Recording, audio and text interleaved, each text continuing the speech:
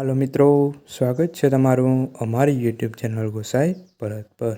તો મિત્રો, આજે આપણે ગુજરાત સરકાર દ્વારા જે સામાજિક ન્યાય અને અધિકારિતા વિભાગની યોજના અંતર્ગત જે ડૉક્ટર આંબેડકર આવાસ યોજનામાં તમને 1,70,000ની જે સહાય મળવાપાત્ર થાય છે તેની સંપૂર્ણ માહિતી આપણે આ વિડીયો દ્વારા મેળવશું।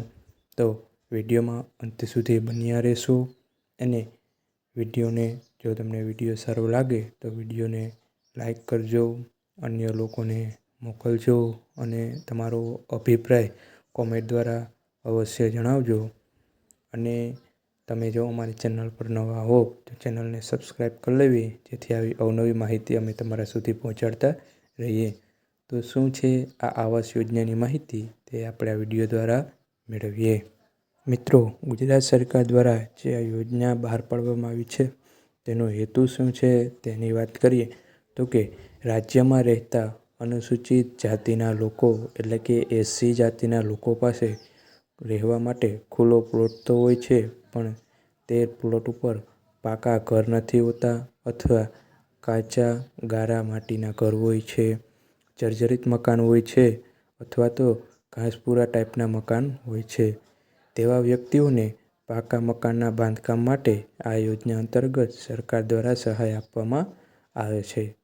તો મિત્રો, આ યોજનામાં બાંધકામ માટે તમને અલગ અલગ 4 હપ્તામાં ₹1,70,000 સુધીની સહાય મળવાપાત્ર થતી હોય છે અને આ સહાય તમને અલગ અલગ 4 હપ્તામાં મળવાપાત્ર થતી હોય છે, જેમાં 4 હપ્તામાં અલગ અલગ રકમ દ્વારા તમને આ સહાય આપવામાં આવતી હોય છે।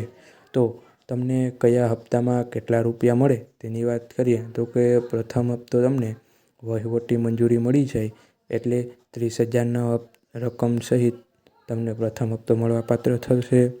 બીજો હપ્તો મકાનનું બાંધકામ લિંટર લેવલે પહોંચે એટલે તમને ₹80,000નો હપ્તો મળવાપાત્ર થતો હોય છે, તથા ત્રીજો હપ્તો મકાનનું બાંધકામ રૂફ કાસ્ટ લેવલ એટલે કે છત સુધી તમારું મકાન પહોંચી જાય એટલે તમને ત્રીજા હપ્તામાં ₹50,000 સુધીનો હપ્તો મળવાપાત્ર થતો હોય છે અને ચોથો અને છેલ્લો હપ્તો તમારું શૌચાલય સહિત બાંધકામ પૂર્ણ થઈ જાય એટલે 10,000નો હપ્તો મળવાપાત્ર તમને થતો હોય છે।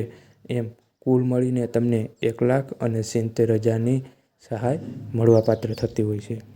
હવે મિત્રો, આ યોજનાનો લાભ અને શરતોની વાત કરીએ તો કે યોજનાનો લાભ ગુજરાતમાં રહેતા અનુસૂચિત જાતિના લોકોને જ મળવાપાત્ર રહેશે, એટલે કે ફક્ત ને ફક્ત અનુસૂચિત જાતિ એટલે કે એસસી લોકોને જ મળવાપાત્ર થશે। અરજદારની કુટુંબની વાર્ષિક આવક 6 લાખ કરતાં વધુ ન હોવી જોઈએ અને અરજદારની ઉંમર ઓછામાં ઓછા 21 વર્ષ તો હોવી જ જોઈએ, તથા અરજદારે રાજ્ય કે કેન્દ્ર સરકારની અન્ય આવાસ યોજનાનો લાભ લીધેલો ન હોવો જોઈએ, તથા પ્રથમ હપ્તાની તારીખથી લઈ અને 2 વર્ષની અંદર મકાનનું બાંધકામ પૂર્ણ કરવાનું રહેશે। જો તમે પહેલો હપ્તો તમને જ્યાંથી મળવાનું થાય ત્યાંથી માંડી અને 2 વર્ષની અંદર તમારે બાંધકામ પૂર્ણ કરવાનું રહેશે, નકર તમને જે આ હપ્તા મળતા હોય છે તે બંધ થવા પાત્ર રહેશે। તથા જો આ યોજના હેઠળ તૈયાર થયેલ મકાન ઉપર રાજ્ય સરકારની ડૉક્ટર આંબેડકર આવાસ યોજના એ મુજબની તમારે તકદીર લગાવવાની રહેશે।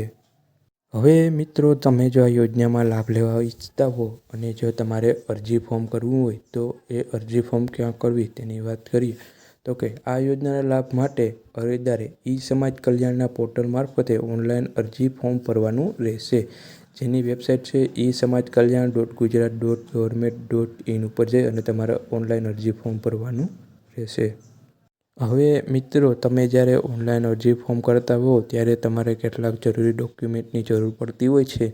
તો તેમાં તમારે કયા ડોક્યુમેન્ટની જરૂર પડે તેની વાત કરીએ તો કે અરજદારનું આધાર કાર્ડની જરૂર પડતી હોય છે, પછી રેશન કાર્ડની જરૂર પડશે, પછી જાતિ અથવા પેટા જાતિના દાખલાની જરૂર પડશે, પછી આકારણી પત્રની જરૂર પડશે, પછી બેંકના પાસબુકના પ્રથમ પેજની નકલ અથવા રદ થયેલ ચેકની જરૂર પડશે, અથવા બાંધકામના રજા ચિઠ્ઠીની જરૂર પડશે તથા એક આકારની એકરા નામની જરૂર પડશે તથા સક્ષમ અધિકારીનો દાખલાની જરૂર પડશે.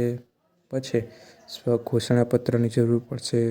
પછી વેરા પહોંચની જરૂર પડશે અને પછી પતિના મરણનો દાખલો જો વિધવા હોય તો તેની પણ જરૂર પડશે. હવે મિત્રો બીજા તમારે ડોક્યુમેન્ટની વાત કરીએ તો કે રહેઠાણના પુરાવાની જરૂર પડશે, જેને પુરાવામાં તમારે વીજળી બિલ હોય, ભાડા કરાર હોય, લાયસન્સ, ચૂંટણી કાર્ડ કે આધાર કે રેશન કાર્ડ એ પૈકી કોઈ પણ એક ડોક્યુમેન્ટમાંથી તમારી પાસે જે હોય તે આધાર પુરાવા તરીકે રહેઠાણના પુરાવા તરીકે તમે રજૂ કરી શકો છો. તથા જે જમીન ઉપર બાંધકામ કરવાનું હોય તે જમીન દર્શાવતા ચતુર્દિશા દર્શાવતા નકશાની નકલની જરૂર પડશે. તેમાં તલાટી કમ મંત્રી, સિટી તલાટી કમ મંત્રી, સર્કલ ઇન્સ્પેક્ટરની સહીવાળા જે નકશાની તમારે નકલની જરૂર પડશે.